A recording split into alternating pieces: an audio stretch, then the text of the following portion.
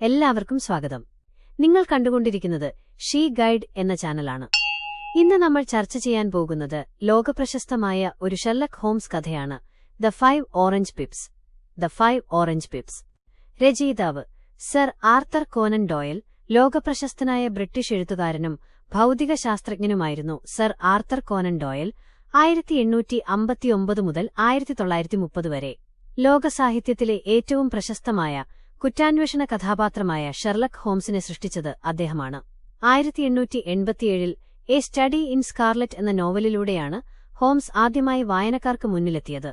സങ്കീർണമായ കേസുകൾ പരിഹരിക്കാൻ നിരീക്ഷണ പാടവവും തർക്കശാസ്ത്രവും ലോജിക് ഉപയോഗിക്കുന്ന ഹോംസിന്റെ രീതി ലോകമെമ്പാടുമുള്ള വായനക്കാരെയെന്നും ആവേശം കൊള്ളിച്ചിട്ടുണ്ട്. ദ 5 ഓറഞ്ച് പിപ്സ് എന്ന കഥ അദ്ദേഹത്തിന്റെ the adventures of Sherlock Holmes എന്ന സമാഹാരത്തിലെ ഏറ്റവും പ്രധാനപ്പെട്ട കഥകളിലൊന്നാണ്. ഷെർലക് ഹോംസിന്റെ കേസുകൾ നമ്മൾ ഒരുപാട് കേട്ടിട്ടുണ്ട്. മിക്കപ്പോഴും ഹോംസ് വിജയിക്കാറാണ് പതിവ്. എന്നാൽ ഇന്ന് നമ്മൾ ചർച്ച ചെയ്യുന്നത് ഹോംസിനെ വല്ലാതെ വേദനിപ്പിച്ച, അദ്ദേഹത്തിനൊരു കനത്ത പരാജയം നേരിടേണ്ടി വന്ന, എന്നാൽ വിധി മറ്റൊരാളിലൂടെ നീതി നടപ്പിലാക്കിയ ഒരു നിഗൂഢമായ കഥയാണ് the 5 orange pips. Sir Arthur Conan ഡോയലിന്റെ ഏറ്റവും മികച്ച ത്രില്ലറുകളിൽ ഒന്ന്. നമുക്ക് ആ ഭീകരമായ രാത്രിയിലേക്ക് പോകാം. 1887 ലണ്ടനിലെ ഒരു ഇരുണ്ട രാത്രിയിലാണ് നമ്മുടെ കഥ തുടങ്ങുന്നത്. പുറത്ത് കാറ്റ് ഭീകരമായി അലറുന്നുണ്ട്. തെരുവു വിളക്കുകൾ മഴയിൽ കെട്ടുപോകുന്നു. ബേക്കർ സ്ട്രീറ്റിലെ 221 എന്ന ഫ്ളാറ്റിൽ ഷെർലക് ഹോംസും ഡോക്ടർ വാട്സണും തീ കായുന്നതിനിടയിൽ ലോകത്തെ ഞെട്ടിച്ച ഒരു നിഗൂഢതയുടെ വാതിൽ തുറക്കപ്പെടുന്നു. വാതിലിൽ ഒരു മുട്ട് കേൾക്കുന്നു. അകത്തേക്ക് വരുന്നത് നനഞ്ഞു കുതിർന്ന വിളറിയ മുഖമുള്ള ജോൺ ഓപ്പൺഷോ എന്ന യുവാവാണ്. അവന്റെ കണ്ണുകളിൽ മരണം കാണുന്നവന്റെ പരിഭ്രാന്തിയുണ്ടായിരുന്നു. ഹോംസ് അവനൊരു കോട്ട് നൽകിയിരുത്തി. അവൻ പറഞ്ഞു തുടങ്ങി, മിസ്റ്റർ ഹോംസ്, ഞാനൊരു സാധാരണ മനുഷ്യനാണ്, പക്ഷേ എന്റെ ചുറ്റും നടക്കുന്നത് അവിശ്വസനീയമായ കാര്യങ്ങളാണ്. ജോണിന്റെ കഥ തുടങ്ങുന്നത് അവന്റെ അമ്മാവനായ ഏലിയാസ് ഓപ്പൺഷോയിൽ നിന്നാണ്. അമേരിക്കൻ ആഭ്യന്തര യുദ്ധകാലത്ത് ഫ്ലോറിഡയിൽ വലിയൊരു തോട്ടമുടമയായിരുന്നു ഏലിയാസ്. യുദ്ധം കഴിഞ്ഞപ്പോൾ അദ്ദേഹം പെട്ടെന്ന് എല്ലാം ഉപേക്ഷിച്ച് ഇംഗ്ലണ്ടിലേക്ക് മടങ്ങി. അദ്ദേഹം ഹോർഷാമിൽ ഒരു വലിയ വീട് വാങ്ങി ഒറ്റപ്പെട്ട ജീവിതം നയിച്ചു. ആരെയും മുറിക്കകത്തേക്ക് കടത്തിയിരുന്നില്ല. എപ്പോഴും മദ്യപിച്ച് ലഹരിയിലായിരുന്ന അദ്ദേഹം എന്തോ ഒന്നിനെ ഭയപ്പെട്ടിരുന്നു. ഒരു പിച്ചളപ്പെട്ടിയായിരുന്നു അദ്ദേഹത്തിന്റെ ഏക സമ്പാദ്യം. അതിൽ അദ്ദേഹം തന്റെ പഴയ രഹസ്യങ്ങൾ ഒളിപ്പിച്ചിരുന്നു. 1883 മാർച്ചിൽ അമ്മാവന് ഒരു കത്ത് ലഭിച്ചു. അതിനുള്ളിൽ പോണ്ടിച്ചേരിയിലെ മുദ്രയുള്ള ഒരു കവറും അതിൽ 5 ഉണങ്ങിയ ഓറഞ്ച് വിത്തുകൾ മാത്രമാണുണ്ടായിരുന്നത്. KKK എന്ന് അതിൽ രേഖപ്പെടുത്തിയിരുന്നു. അത് കണ്ടപ്പോൾ അമ്മാവൻ ഭ്രാന്തനെപ്പോലെ നിലവിളിച്ചു. എന്റെ ഭൂതകാലം എന്നെ തേടിയെത്തിയിരിക്കുന്നു എന്ന് അദ്ദേഹം കരഞ്ഞു. ഉടൻ തന്നെ അദ്ദേഹം ആ പിച്ചളപ്പെട്ടിക്കുള്ളിലെ രേഖകളെല്ലാം നശിപ്പിച്ചു. 7 ദിവസങ്ങൾക്കുള്ളിൽ അമ്മാവൻ വീട്ടിലെ ഒരു ചെറിയ കുളത്തിൽ മരിച്ച നിലയിൽ കാണപ്പെട്ടു. മൃതദേഹത്തിൽ മുറിവുകളൊന്നുമുണ്ടായിരുന്നില്ല. അതിനാൽ പോലീസ് അതൊരു അപകടമോ ആത്മഹത്യയോ ആയി കണക്കാക്കി. എന്നാൽ അതൊരു തുടക്കം മാത്രമായിരുന്നു. അമ്മാവന്റെ മരണശേഷം സ്വത്തുക്കൾ ജോണിന്റെ പിതാവ് ജോസഫിന് ലഭിച്ചു. 1 വർഷത്തോളം അവർ സമാധാനമായി ജീവിച്ചു. എന്നാൽ 1885 വീണ്ടും ഒരു കത്തുവന്നു. ഇത്തവണ സ്കോട്ട്ലൻഡിലെ ഡണ്ടിയിൽ നിന്നാണ് കത്തുവന്നത്. അതിനുള്ളിലും 5 ഓറഞ്ച് വിത്തുകളുണ്ടായിരുന്നു.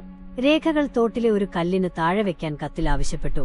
പിതാവ് അത് വെറുമൊരു തമാശയായി കരുതി.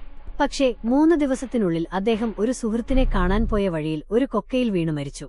യാതൊരു തെളിവുമില്ല, സാക്ഷികളില്ല. നിയമത്തിനു മുന്നിൽ അതൊരു അപകടം മാത്രമായിരുന്നു.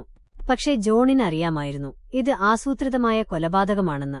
ഇപ്പോൾ ഇതാ 1887 ജോണിനും ആ വിത്തുകൾ ലഭിച്ചിരിക്കുന്നു. ലണ്ടനിൽ നിന്നാണ് അവ അയച്ചിരിക്കുന്നത്. തന്റെ മരണം അടുത്തെന്ന് തിരിച്ചറിഞ്ഞാണ് അവൻ ഹോംസിനെ സമീപിക്കുന്നത്. ജോണിന്റെ കഥ കേട്ട ഹോംസ് വല്ലാതെ അസ്വസ്ഥനായി. അദ്ദേഹം തന്റെ റെക്കോർഡുകൾ പരിശോധിച്ചു. KKK എന്നത് അമേരിക്കയിലെ കൂക്ലക്സ് ക്ലാൻ എന്ന ക്രൂരമായ രഹസ്യ സംഘടനയാണെന്ന് അദ്ദേഹം കണ്ടെത്തി. അമേരിക്കയിലെ ആഭ്യന്തര യുദ്ധത്തിനുശേഷം കറുത്തവർഗക്കാരെയും അവർക്ക് അനുകൂലമായ നിലപാടെടുത്തവരെയും കൊന്നൊടുക്കിയിരുന്ന സംഘമാണത്. ഇതിനെക്കുറിച്ച് കൂടുതൽ പറയുകയാണെങ്കിൽ 1860കളിൽ അമേരിക്കയിൽ നിലനിന്നിരുന്ന ഏറ്റവും ഭീകരമായ ഒരു സംഘമായിരുന്നു ഇത്. ഇരകൾക്ക് മുന്നറിയിപ്പായി ഓറഞ്ച് വിത്തുകൾ അയക്കുന്നതായിരുന്നു ഇവരുടെ പതിവ്. ഏലിയാസ് അമ്മാവൻ ഈ സംഘടനയിലെ പ്രധാനിയായിരുന്നുവെന്നും സംഘടന തകർന്നപ്പോൾ അദ്ദേഹം അവിടുത്തെ നിർണായക രേഖകളുമായി ഇംഗ്ലണ്ടിലേക്ക് കടന്നുകളഞ്ഞുവെന്നും ഹോംസ് നിഗമനത്തിലെത്തി. ആ രേഖകൾ കൈക്കലാക്കാനാണ് അവർ ഈ കുടുംബത്തെ വേട്ടയാടുന്നത്. ജോണിനോട് ഉടൻ തന്നെ വീട്ടിലേക്ക് മടങ്ങാനും ജനലുകളും വാതിലുകളും അടച്ച് അതീവ ജാഗ്രത പാലിക്കാനും ഹോംസ് നിർദ്ദേശിച്ചു. പക്ഷേ വിധി ക്രൂരമായിരുന്നു. പിറ്റേന്ന് രാവിലെ ഹോംസിനെ കാത്തിരുന്നത് ഹൃദയം തകർക്കുന്ന ഒരു വാർത്തയായിരുന്നു. ലണ്ടൻ ബ്രിഡ്ജിന് സമീപം തേംസ് നദിയിൽ ജോൺ ഓപ്പൺഷോയുടെ മൃതദേഹം കണ്ടെത്തിയിരിക്കുന്നു. മഴ കനത്തുപെയ്യുന്ന ആ രാത്രിയുടെ ഇരുട്ടിൽ ആരോ അവനെ പിന്തുടർന്നു. ആരുമറിയാതെ അവനെ പുഴയിലേക്ക് തള്ളിയിട്ടു. തന്റെ മുന്നിൽ സഹായത്തിനായി വന്ന ആ യുവാവിനെ രക്ഷിക്കാൻ കഴിയാത്തതിൽ ഹോംസ് വല്ലാതെ വേദനിച്ചു. അദ്ദേഹം രോഷാകുലനായി. ഇനി ഈ കേസ് എന്റെ അഭിമാനത്തിന്റെ പ്രശ്നമാണ് എന്ന് അദ്ദേഹം വാട്സണോട് പറഞ്ഞു. ഹോംസ് പിന്നീട് ഒരു നായാട്ടുകാരനെപ്പോലെ അന്വേഷണം തുടങ്ങി. അദ്ദേഹം ലണ്ടൻ തുറമുഖത്തെ ഓരോ കപ്പലിന്റെയും സഞ്ചാരപഥം പഠിച്ചു. ജോൺ മരിച്ച ദിവസം ലണ്ടനിലുണ്ടായിരുന്ന കപ്പലുകളിൽ നിന്ന് ലോൺ സ്റ്റാർ എന്ന കപ്പലിലേക്ക് ഹോംസിന്റെ ശ്രദ്ധ തിരിഞ്ഞു. അതിന്റെ ക്യാപ്റ്റൻ ജെയിംസ് കൽഹൂണും മറ്റ് 2 ജീവനക്കാരും അമേരിക്കക്കാരായിരുന്നു. അവർ തന്നെയാണ് ജോണിനെ കൊലപ്പെടുത്തിയതെന്ന് ഹോംസിന് ഉറപ്പായിരുന്നു. അവർ കപ്പലിൽ അമേരിക്കയിലേക്ക് രക്ഷപ്പെട്ടുവെന്ന് കരുതിയിരിക്കുമ്പോഴാണ് ഹോംസ് തന്റെ മാസ്റ്റർ പ്ലാൻ പുറത്തെടുത്തത്. അദ്ദേഹം ഒരു കവറിൽ 5 ഓറഞ്ച് വിത്തുകൾ വെച്ചു. അതിൽ SH4JO- എന്ന് അടയാളപ്പെടുത്തി. ലണ്ടനിൽ നിന്നും സവാനയിലേക്ക് പോകുന്ന വേഗതയേറിയ മറ്റൊരു മെയിൽ കപ്പൽ വഴി അദ്ദേഹം ആ വിത്തുകൾ അയച്ചു. കൊലയാളികൾ സവാനയിലെ തുറമുഖത്തെത്തുമ്പോൾ അവരെ സ്വീകരിക്കാൻ കാത്തിരിക്കുന്നത് അമേരിക്കൻ പോലീസായിരിക്കില്ല, മറിച്ച് തങ്ങളുടെ മരണമുറപ്പിക്കുന്ന ആ 5 ഓറഞ്ച് വിത്തുകളായിരിക്കും. അവരെവിടെ പോയാലും ഈ ഭയം അവരെ പിന്തുടരണമെന്ന് ഹോംസ് ആഗ്രഹിച്ചു. പക്ഷേ പ്രകൃതിക്ക് മറ്റൊരു തീരുമാനമാണുണ്ടായിരുന്നില്ല. അറ്റ്ലാന്റിക് സമുദ്രം ആ രാത്രിയിൽ അക്ഷരാർത്ഥത്തിൽ കലിതുള്ളുകയായിരുന്നു. ആകാശത്തെ പിളരുന്ന ഇടിമിന്നലുകളും പർവ്വതസമാനമായ തിരമാലകളും ലോൺ സ്റ്റാർ എന്ന കപ്പലിനെ വരിഞ്ഞുമുറുക്കി. കപ്പലിന്റെ പായകൾ കീറിപ്പറഞ്ഞു. കാറ്റിൽ നിയന്ത്രണം നഷ്ടപ്പെട്ട കപ്പൽ സമുദ്രത്തിന്റെ ആഴങ്ങളിലേക്ക് പതിയെ താഴ്ന്നു തുടങ്ങി. മരണത്തിന്റെ തണുത്ത കരങ്ങൾ ആ കൊലയാളികളെ തൊട്ടപ്പോൾ ഒരുപക്ഷേ അവർ ഓപ്പൺഷോ കുടുംബത്തിന്റെ നിലവിളികൾ ആ കാറ്റിൽ കേട്ടിട്ടുണ്ടാകാം. ദിവസങ്ങൾക്ക് ശേഷം സവാന തുറമുഖത്തുനിന്നും ഒരു സന്ദേശം വന്നു.